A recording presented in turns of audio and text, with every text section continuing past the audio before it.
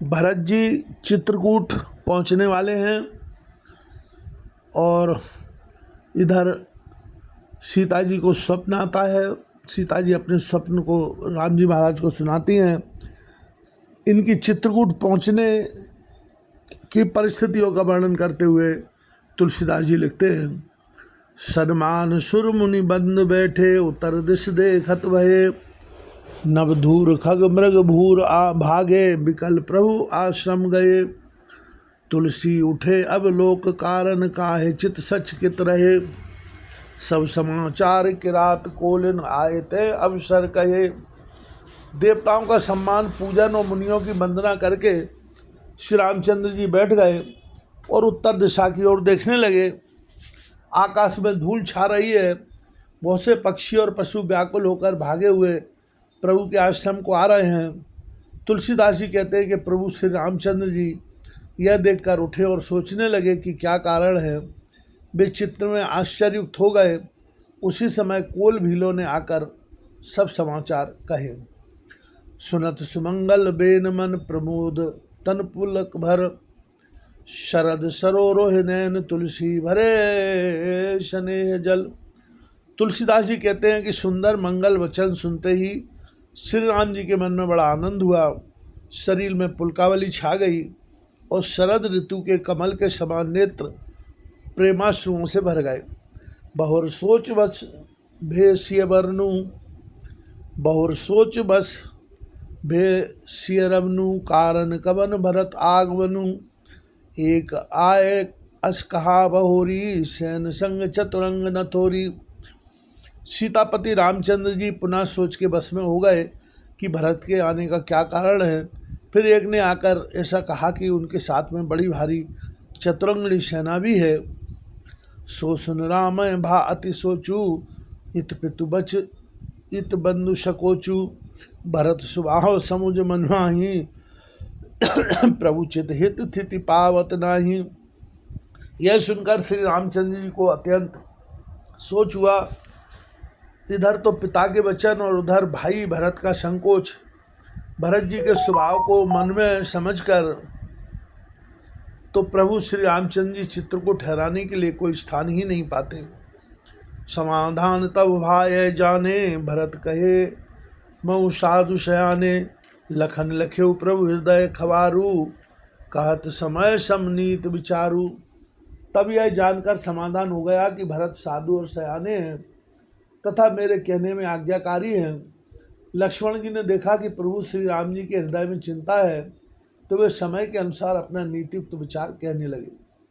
बिन पूछे कछु कहाऊँ गुसाई, सेवक समय न ढीठ डिठाई, तुम सर्वज्ञ शिरोमणि स्वामी, आप उन समझ कहूँ अनुगामी। हे स्वामी, आपके बिना ही पूछे मैं कुछ कहता हूँ। सेवक समय पर ढिठाई करने से ढीठ नहीं समझा जाता, अर्थात आप पूछे तब भी मैं कहूँ ऐसा अवसर नहीं है, इसलिए यह मेरा कहना ढिठाई नहीं होगा। हे स्वामी, आप सर्वज्ञों में शिरोमणि हैं, सब जानते ही हैं। मैं सेवक तो अपनी समझ की बात कहता हूँ। नाथ सुहृद सुट सरल चित, शील स्नेह निधान, सब पर प्रीत प्रतीत जिय, जानिए आप समान। हे नाथ, आप परम सुहृद, बिना ही कारण परम हित करने वाले, सरल हृदय तथा शील और स्नेह के भंडार है। आपका सभी पर प्रेम और विश्वास है और अपने हृदय में सबको अपने ही समान जानते हैं। विषयी जीव पाए प्रभुताई, मूढ़ मोह बस होए जनाई, भरत नीत रत साधु सुजाना, प्रभु पद प्रेम सकल जग जाना। परंतु मूढ़ विषयी जीव प्रभुता पाकर मोह बस अपने असली स्वरूप को प्रकट कर देते हैं। भरत नीतिपरायण साधु और चतुर है तथा प्रभु आपके चरणों में उनका प्रेम है, इस बात को सारा जगत जानता है। तेवाज राम पद पाई, चलते परम मरजाद मिटाई, कुटिल कुमंदु को अवसरता की, जान राम बनवास की। वे भरत भी आज श्री राम आपका पद सिंहासन या अधिकार पाकर धर्म की मर्यादा को मिटाकर चले हैं। कुटिल खोटे भाई भरत को समय देखकर और यह जानकर कि राम जी आप वनवास में अकेले हैं, असहाय हैं, कर कुमंत्र मन साज समाजू, आए करे अकंटक राजू। कोट प्रकार कलप कुटलाई, आए दल बटोर दो भाई।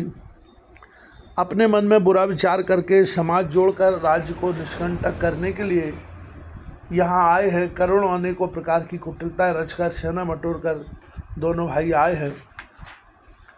जो जिय होत न कपट कुचाली, कह सोहत रथ बाज गजाली।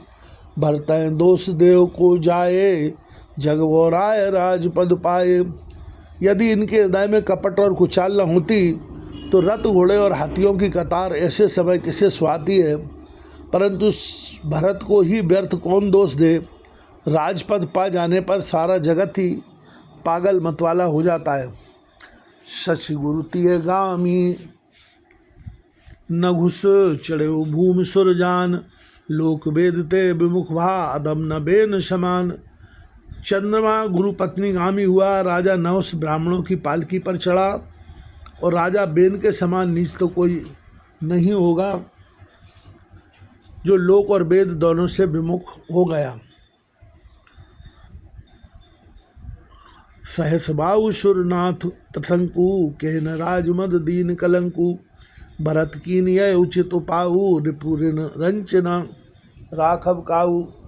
सहस्त्रबाहु देवराज इंद्र और त्रिशंकु आदि किसको राजमद ने कलंक नहीं दिया।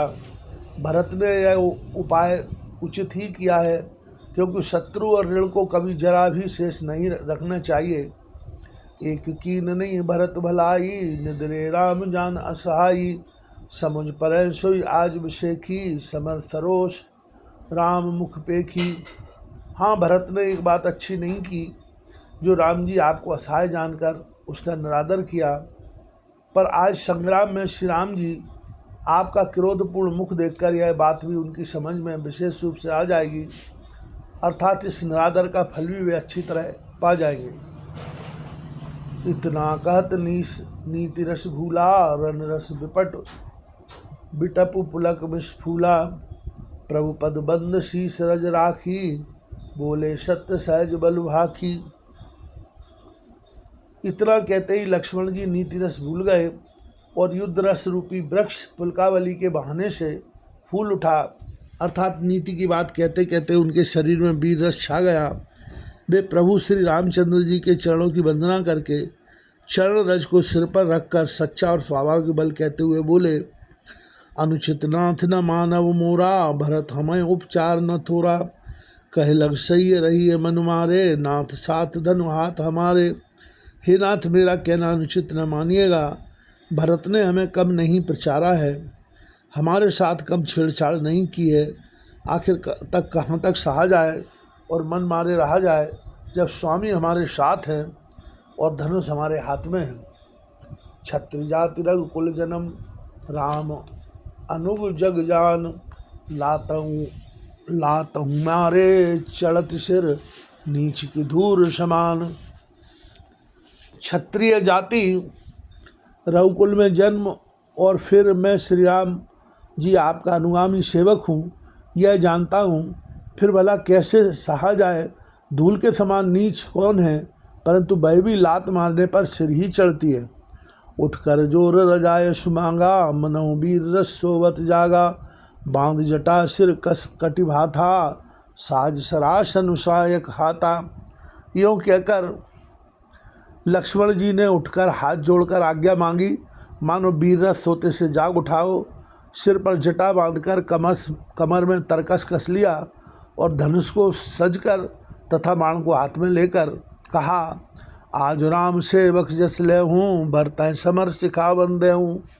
राम निरादर कर भल पाई, सोबहु समर सेज दो भाई। आज मैं श्री राम आपका सेवक होने का यश लूँ और भरत को संग्राम में शिक्षा दूँ।